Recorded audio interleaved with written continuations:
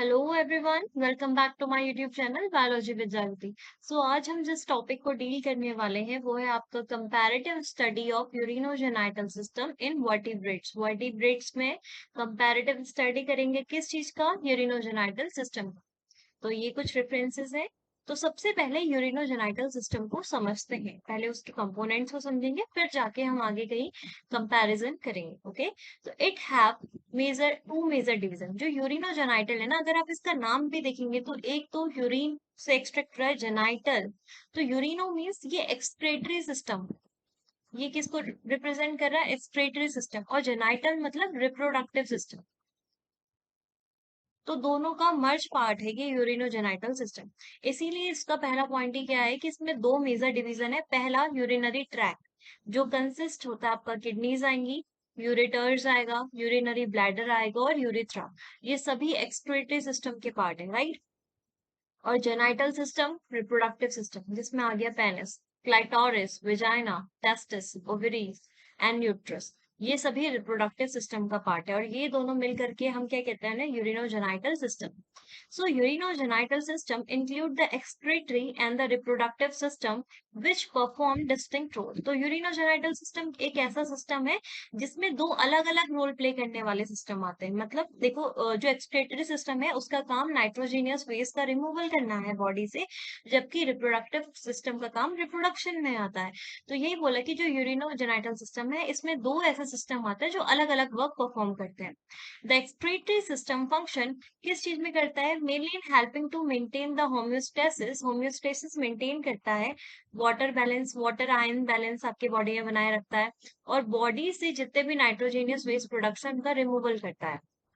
जबकि जो reproductive system है उसका मेन काम क्या है? गैमेट्स का प्रोडक्शन, मेल में स्पर्म एंड फीमेल में ova, meeting all the needs of the fetus during gestation. Gestation के दौरान फीटस के को डेवलप करने के लिए जितनी भी जो भी चेंजेस का रिक्वायरमेंट है सब कौन प्रोवाइड कराता है? आपका रिप्रोडक्टिव सिस्टम फीमेल्स में, क्योंकि जो फीटस का डेवलपमेंट है वो फीमेल बॉडी में चल रहा होता है।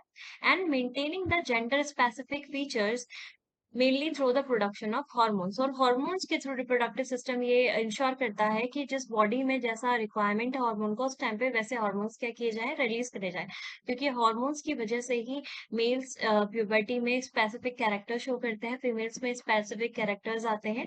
Okay, so despite the fact that two systems are distinct, their accessory structures, particularly in male, become intimately associated. Urinogenital system में अगर आप देखेंगे, हम दो सिस्टम की बात कर रहे हैं। एक तो एक्सक्रेटरी सिस्टम जिसका काम टोटल अपोजिट है, अपोजिट क्या अलग है, ठीक है। रिप्रोडक्टिव सिस्टम उसका काम रिप्रोडक्शन से रिलेटेड है, या फिर सेक्सुअल मेच्योरिटी लाने के लिए जितने भी चेंजेस बॉडी में आने चाहिए उससे एसोसिएटेड है। फिर भी आप मेल्स में ज्यादा, जनरली मेल्स में ऐसा देखा गया है कि ये दो सिस्टम आपस में बहुत ज्यादा एसोसिएटेड होते हैं। इसीलिए it is convenient to consider them together as urinogenital system या यूरोजेनाइटल सिस्टम। इनको क्या किया जाता है? कंसिडर किया जाता है। ओके, चलिए अब देखते हैं होता क्या है। In vertebrates, during embryonic development, the mesoderm forms folding inwards and form a ridge, which can be called as urogenital ridge. समझिए, जब वर्टिब्रेट्स में जब एम्ब्रियोनिक डेवलपमेंट हो रहा होता है तो तीन लेयर्स का फॉर्मेशन होता है। गैस्ट्रुलेशन होता है, तीन लेयर्स बनती है। क्या क्या होती है? सबसे बाहर वाली लेयर होती है एक्टोडर्म, बीच वाली होती है मीजोडर्म, और सबसे अंदर वाली लेयर होती है एंडोडर्म। तो जब एम्ब्रियोनिक डेवलपमेंट चल रहा होता है, ये जो मीजोडर्म की जो लेयर है ये अंदर की साइड, द एक्टोडर्म सबसे बाहर होता है। अगर आप ये डायग्राम में देख रहे हैं, ये ब्लू वाला क्या है? आपका एक्टोडर्म है, राइट। और अंदर जो डार्क ब्लू है वो क्या है? एंडोडर्म। एक्टो सबसे बाहर, एंडो सबसे अंदर, उसके बीच की जो लेयर है वो है मीजोडर्म। तो ये अंदर को ही क्या करती है? फोल्डिंग्स करती है और कुछ स्पेसिफिक स्ट्रक्चर्स को बनाती है। तो यहाँ पे ये क्या हो रहा है, क्योंकि हम यूरिनोजेनाइटल डक्ट की बात कर रहे हैं तो हम उसी चीज पे मेनली फोकस करेंगे। तो एम्ब्रियोनिक डेवलपमेंट के दौरान ये जो मीजोडर्म का जो लेयर है ये अंदर ही अंदर फोल्डिंग फॉर्म करता है और एक रिज बनाता है, जिसे यूरोनोजेनाइटल या यूरोजेनाइटल रिज कहते हैं। As during development it will give rise to renal system and genital system. एक रिज फॉर्म होती है यूरोजेनाइटल रिज करके, उसका काम है उसका नाम इसलिए ऐसा रखा गया है क्योंकि उससे यूरिनरी सिस्टम भी बनेगा, मतलब आपका एक्सक्रीटरी सिस्टम भी बनेगा, और उससे जेनाइटल से आपका एसोसिएटेड रिप्रोडक्टिव सिस्टम, उससे दोनों ही सिस्टम बनेंगे। तो अगर आप यहाँ पे देख पा रहे हैं, एग्जैक्ट आपको सीक्वेंस में नहीं दिया गया, बट मैंने ये इमेज लिया है ताकि आप थोड़ा सा समझ पाए। देखो यहाँ पे जो रिज थी उससे क्या बना, नेफ्रोजेनिक कॉर्ड्स बन गए जो एक्सक्रीटरी सिस्टम का पार्ट बनाएगा, और गोनाडल रिज बन गई जो रिप्रोडक्टिव सिस्टम में आपका वर्क करेगी। ओके, द रिज, कौन सी रिज, जो यूरोजेनाइटल रिज है या यूरिनोजेनाइटल रिज है, can divided into parts depending on the system it form. ये रिज पार्ट्स में डिवाइड होती है, ये उसका डिवाइड होना इस चीज पे डिपेंड करता है कि वो आगे चल के क्या सिस्टम बनाने वाली है। जैसे कि वो बनाएगी नेफ्रोजेनिक कॉर्ड, और जो नेफ्रोजेनिक कॉर्ड है वो यूरिनरी ट्रैक बनाएगा, ठीक है। जबकि जो गोनेडल रिज है वो डेवलप हो जाएगी किसमें, आपका रिप्रोडक्टिव सिस्टम। तो यहाँ पे नेफ्रोजेनिक कॉर्ड था और ये गोनेडल रिज थी, ये बने किससे, urinogenital ridge. Okay, this ridge कौन सी, नेफ्रोजेनिक कॉर्ड के बाद में बात कर रहे हैं। ये लेटर जब डेवलपमेंट होता है तो ये 3 पोर्शंस में डिवाइड हो जाती है। इस तरीके से एक रिज बनती है नेफ्रोजेनिक के, उसके ऊपर वाले पोर्शन को प्रोनेफ्रॉस कहते हैं, बीच वाले पोर्शन को मेसोनेफ्रॉस कहते हैं, और तीसरे वाले पोर्शन को मेटानेफ्रॉस कहते हैं। आगे चल के आप देखेंगे जब डेवलपमेंट होता है तो जिन ऑर्गेनिजम्स में इस पोर्शन से, प्रोनेफ्रॉस वाले पोर्शन से किडनी का फॉर्मेशन, एक्सक्रीटरी सिस्टम बनता है, उन्हें प्रोनेफ्रॉस कहा जाता है। जो मीजोनेफ्रॉस होते हैं उनमें बीच वाले पोर्शन की वजह से आपका किडनी का फंक्शनिंग हो रही होती है, और मेटानेफ्रॉस में ये आपका जो लास्ट वाला पोर्शन है उससे। So the kidney are named on the basis of region of which they are form. तो किडनी का जो नाम है वो इन्हीं रीजन के बेसिस पे पड़ा। क्या पड़ा देखिए, कंफ्यूज नहीं होना है। वर्टिब्रेट्स में जब डेवलपमेंट हो रहा होता है, एम्ब्रियोनिक डेवलपमेंट, 3 लेयर बनती है, एक्टोडर्म, मेसोडर्म, एंडोडर्म। हमने सिर्फ मेसोडर्म पे फोकस करना है। मेसोडर्म इनर फोल्डिंग्स करती है और कुछ स्पेसिफिक ऑर्गन्स के लिए वो रिस्पॉन्सिबल होती है। बहुत सारे ऑर्गन्स आपके बॉडी में किससे बने हुए हैं, मेसोडर्म से बने हैं। आपके कुछ ऑर्गन्स हैं आपकी बॉडी में एक्टोडर्म से बने हैं, कुछ एंडोडर्म से बने हुए हैं। तो हमने मेसोडर्म पे अपना फोकस करना है, और मेसोडर्म पे भी हमने जाना है कि वो एक स्पेसिफिक डेवलपमेंट में स्पेसिफिक स्टेज पे आके वो यूरिनोजेनाइटल रिज का फॉर्मेशन करती है। वही यूरिनोजेनाइटल रिज आगे चल के वही क्या बनाती है, आपका नेफ्रोजेनिक कॉर्ड बनाती है और गोनेडल रिज बनाती है। अगर नेफ्रोजेनिक कॉर्ड जो वाला पोर्शन है वो आपका डेवलप हो जाएगा एक्सक्रीटरी पोर्शन में, और आपका गोनेडल रिज रिप्रोडक्टिव पोर्शन के पार्ट्स बनाएगा, ठीक है। उसके बाद ये नेफ्रोजेनिक कॉर्ड का हमने बात करा कि ये जो नेफ्रोजेनिक कॉर्ड जब बनती है, कॉर्ड क्या होता है, ऐसा ट्यूब जैसा स्ट्रक्चर होता है ना, तो ये जब बनेगा इसमें 3 रीजन होता है। इस आगे वाला प्रोनेफ्रस, बीच वाला मीजो, और लास्ट वाला आपका मेटानेफ्रस हो गया। और इन्हीं रीजन से, किस रीजन से बना है, तो किडनी इन्हीं के बेसिस पे नेम्ड होती है। At the time of embryonic development, when the duct of excretory system is arising, जब embryonic development हो रहा होता है और जब excretory system की duct बनती है, सेम उसी टाइम पे reproductive system की भी duct arise हो रही होती है, क्योंकि ये arise होनी है एक ही चीज। ये बन, इनका बेस तो क्या ही है आपका, यूरिनोजेनाइटल रिज ही है ना, इसीलिए डक्ट्स दोनों के साथ साथ बनेंगे, ठीक है। ओके, ठीक है, मैं आपको ये दिखाती हूँ।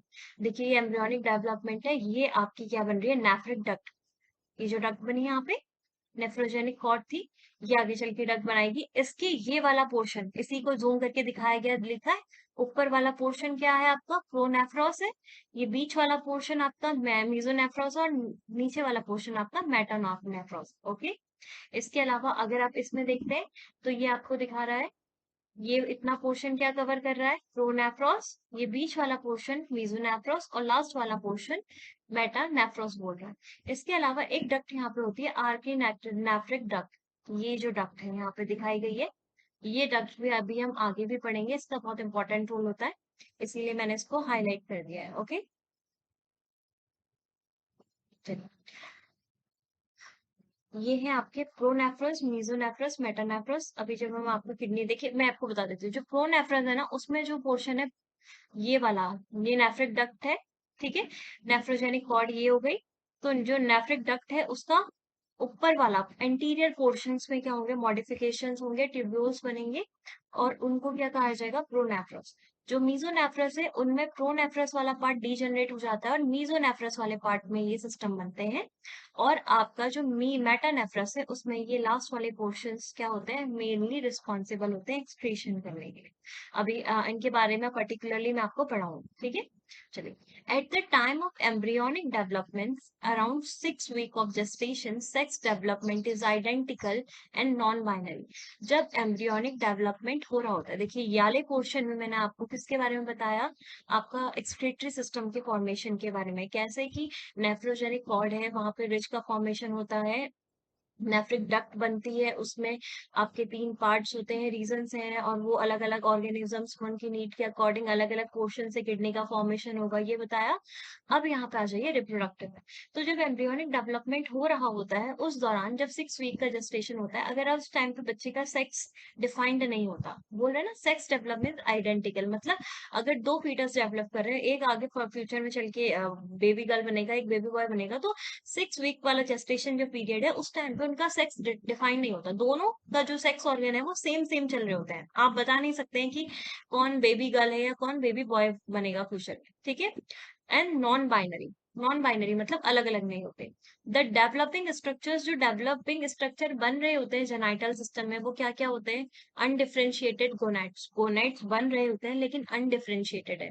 गोनाइट्स के अंदर टेस्टिस आते हैं, ओवरीज आती हैं, ओके।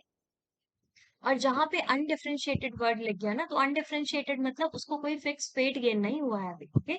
उसके बाद आ गया मीजोनेफ्रिक किडनेप्स। मीजोनेफ्रिक कहाँ पढ़ा था आपने, ये यहाँ पे ये पोर्शन में पढ़ा था मीजो, यहाँ पे कहाँ, यहाँ पे आएगा मीजोनेफ्रिक, यहाँ पे इन पोर्शंस में, ठीक है, मीजोनेफ्रोस वाले में।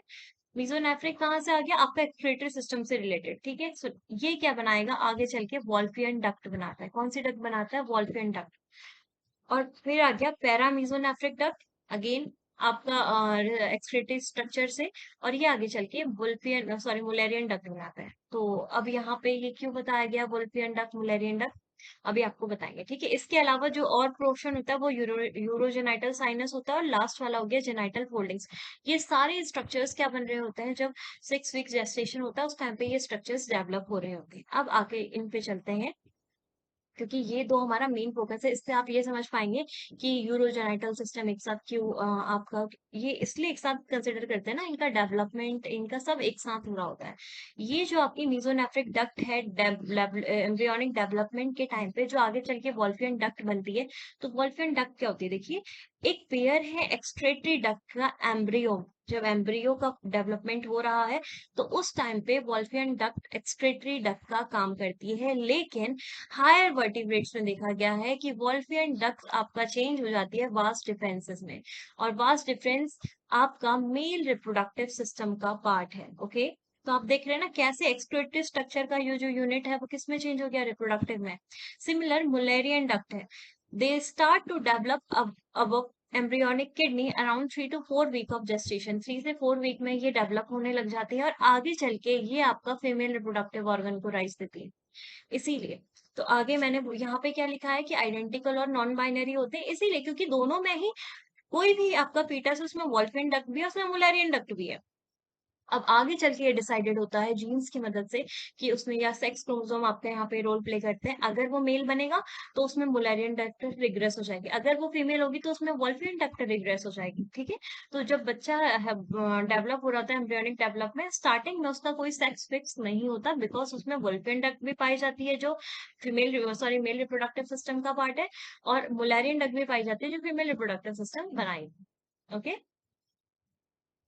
अब आप ये डायग्राम देख सकते हैं, यहाँ पे अनडिफरेंशिएटेड है, ये गोनाइड्स है, और अभी अनडिफरेंशिएटेड है, कैसे आप देख रहे हैं, इसमें वॉल्फियन डक्ट भी है, जो कौन से मेल रिप्रोडक्टिव सिस्टम में आपका वास्ट डिफरेंसेस बनाती है, और यहाँ पे मुलेरियन डक्ट भी है।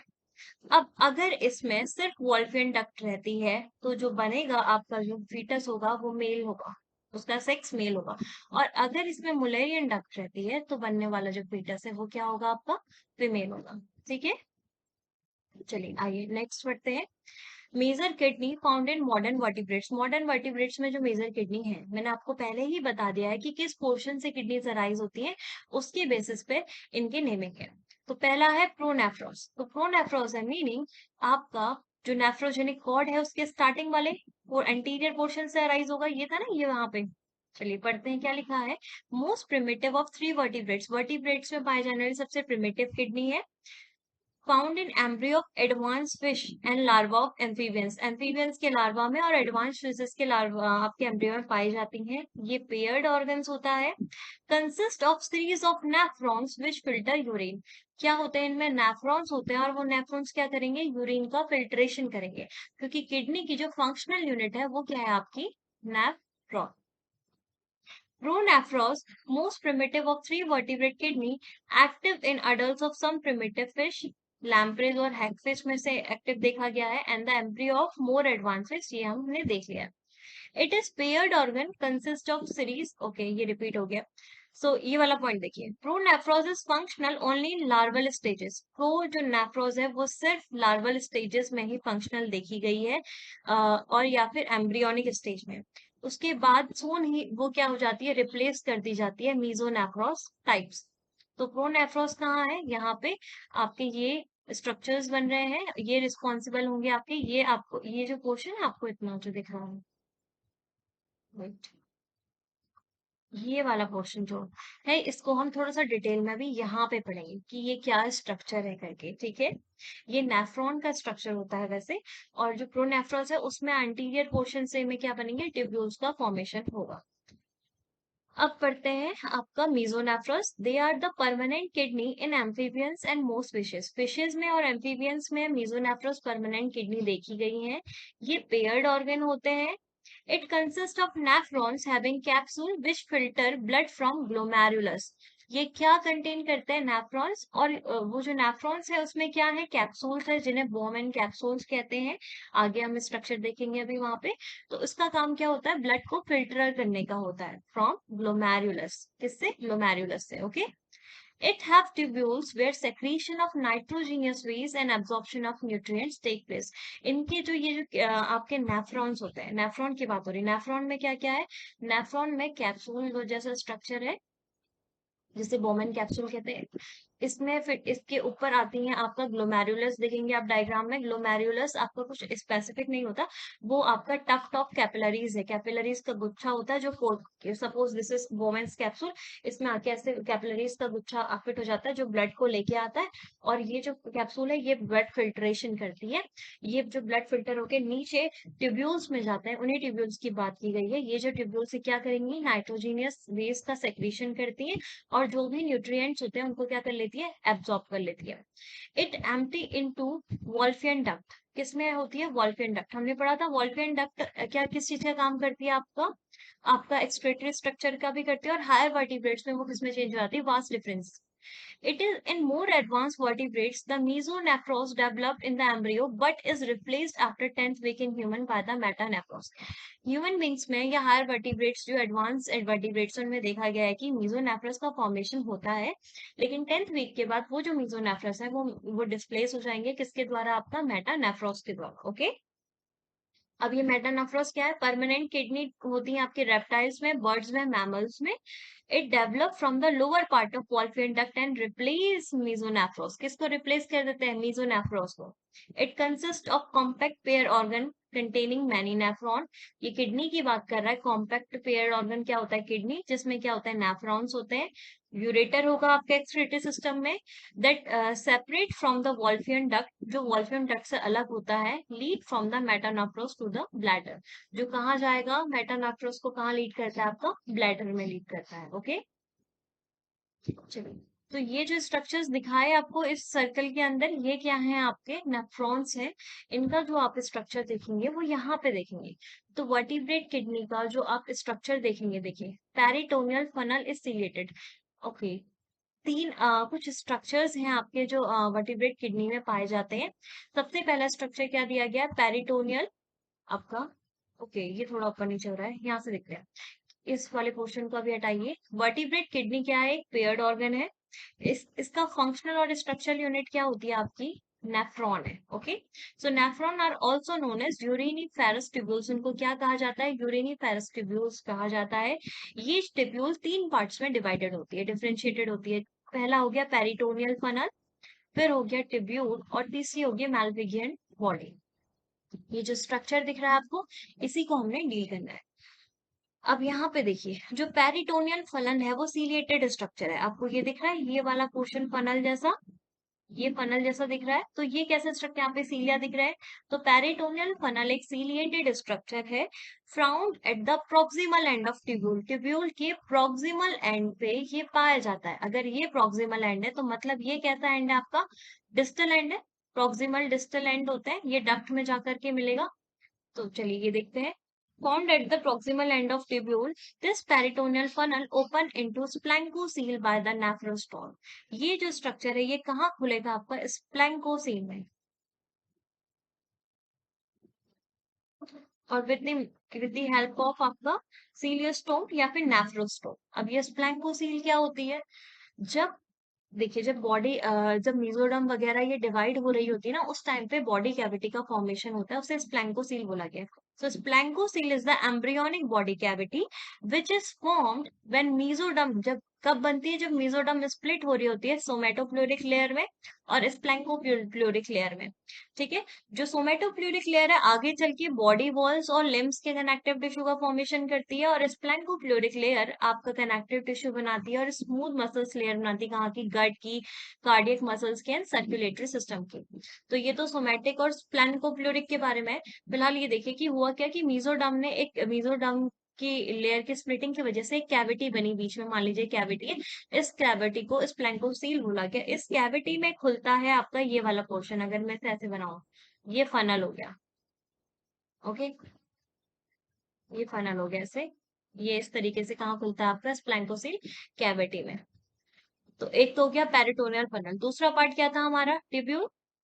सो दूसरा हमने पढ़ना है मैल्पिगियन बॉडी। देखिए मैल्पिगियन बॉडी ना, ये जो दो पोर्शन होते हैं, वोमेन्स कैप्सूल और ग्लोमेरुलस। मैंने ग्लोमेरुलस आपसे कहा था टफ्ट ऑफ कैपिलरीज होता है, Bowman capsule tuft of capillaries, यहाँ पे ब्लड का फिल्ट्रेशन होगा, तो वही है। तो Malpighian bodies consist of cup shape structure जिसे वोमेन्स कैप्सूल कहते हैं, एंड टफ्ट ऑफ कैपिलरीज जिसे ग्लोमेरुलस कहते हैं। ग्लोमेरुलस और वोमेन्स, ग्लोमेरुलस के थ्रू ब्लड आता है जिसका फिल्ट्रेशन वोमेन कैप्सूल के द्वारा होता है, वहां पे कुछ स्टिल्ट के स्पोर्स होते हैं जिसके थ्रू फिल्ट्रेशन होता है। फिर तीसरा आ गया टिब्यूल्स, जो कॉन्वोलेटेड टिब्यूल है, ये सीलिएटेड है, ओपन इनटू कलेक्टिंग डक्ट। कहाँ खुलती है ये, आपके कलेक्टिंग डक्ट में। तो ये जो सी यूरिनिफेरस टिब्यूल दिख रही है आपको, ये स्ट्रक्चर ये कहाँ खुला, कलेक्टिंग डक्ट में। ये एक डक्ट होती है, इसमें सारे जितने भी नेफ्रॉन से आकर के क्या हो रहे होंगे इसमें कंबाइन, तो जो भी फिल्टर यहाँ इससे क्या रहता है, ये कलेक्ट रहता है।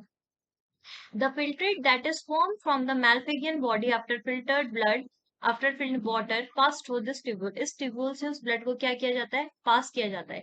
Here reabsorption and secretion take place। इस जो डक्ट में आपका, कौन सी कलेक्टिंग डक्ट में रीएब्जॉर्प्शन और सेक्रेशन हो रहा होता है आपका उस फिल्ट्रेट में। मतलब समझिए, देखिए बोमेन कैप्सूल, ग्लोमेरुलस था, ग्लोमेरुलस किसमें है, किसके, टफ्ट ऑफ कैपिलरीज है, जो किसके साथ अरेंज रहती है, आपके बोमन कैप्सूल के साथ, और इन्हीं को एक साथ में मेल्पिगियन बॉडी बोलते हैं आप। ठीक है, यहाँ से फिल्ट्रेट कलेक्ट हुआ और ये कहाँ जाता है आपका, कलेक्टिंग डक्ट में। कहाँ चला गया आपका, कलेक्टिंग डक्ट में। कलेक्टिंग डक्ट में क्या होता है, रीएब्जॉर्प्शन होता है ऐसे सब्सटेंसेस का जो बॉडी को रिक्वायर्ड होती है, और जो नहीं चाहिए वो उसको क्या कर दिए जाएंगे, इस फिल्ट्रेट में, इसके अंदर जो बह रहा है उसमें क्या कर दिए जाएंगे, सेक्रेट कर दिए जाएंगे, और फिर यही फिल्ट्रेट को बॉडी से क्या कर दिया जाता है, रिमूव कर दिया जाता है। Lastly the filtrate is pass to the longitudinal duct. ये लॉन्गिट्यूडनल डक्ट में भेज दिया जाता है, which open into embryonic cloaca. Embryonic cloaca से खुलता है, और एम्ब्रियोनिक क्लोएका के थ्रू जो आपका फिल्ट्रेट है वो बॉडी से बाहर रिमूव हो जाए। ओके, ये है आपकी लॉन्गिट्यूडनल डक्ट, यहाँ पे यूरिनिफेरस ट्यूब्यूल है। अगर जैसे आप कलेक्टिंग डक्ट को ऐसे समझिए, आप ह्यूमंस में पढ़ेंगे ना, ये रहा कलेक्टिंग डक्ट रहता है, इससे ना नेफ्रॉन्स अटैच रहते हैं ऐसे। तो नेफ्रॉन्स जो भी आपका क्या करेंगे, फिल्टर करेंगे, वो कहाँ भेजते हैं, कलेक्टिंग डक्ट में। वो यहाँ से इसको भेजती है आगे को, और आगे फिर यूरेटर्स को जाता है, फिर यूरिनरी ब्लैडर में जाता है, यूरेथ्रो ओपनिंग के थ्रू और रिफाइस के थ्रू बॉडी से बाहर नाइट्रोजीनियस वेस्ट प्रोडक्ट का रिमूवल हो जाता है।